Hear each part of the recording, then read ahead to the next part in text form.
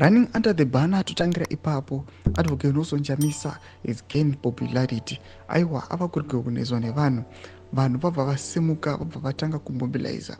Amene kuti this banner akamboriona kupi kana kuti akamborifunga sei. Noda kuti streets kwese kwese vanhu vakutongotaura kuti Totangira Ipapo.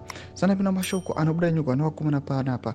Aiwa vachiataka the regime not subscriber ubva like turn on the bell icon. Tipina Mchenji Radio vanoputsa this picture Advocate Nelson Chamisa deliver a speech unyora vachiti Totangira Ipapo.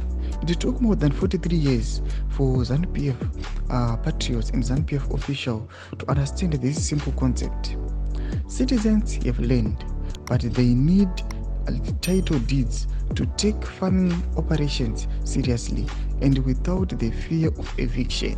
Domashuka anoyachara pana vachiti aiwa the regime ndozvinhu zvaisina kana kumbonzwisisa vane 43 years vari on to power, but they don't understand this phenomena kuti aiwa vanhu vangopiwa matitle deeds zviri kuita kuti vanhu vasarima zviri massive, zvinoita kuti vanhu vasatora agriculture as a serious thing kana as a very serious aspect inounza raramo munyika yeZimbabwe.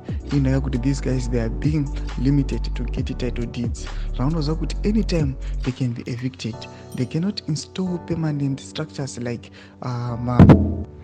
boreholes nema drip irrigation vachiziva kuti anytime they can be evicted. Mashoko ari kubudikira achitaurwa nevakomana vari kuti aiwa Totangira Ipapo, vakomana vasupport Advocate Nelson Chamisa achiti aiwa the regime must learn and correct its errors nekusaziva kwairi kuita nyika yeprogress yeIndembe. Tudze mafunguro enyu muri kudii pamusoro chiriko ichi.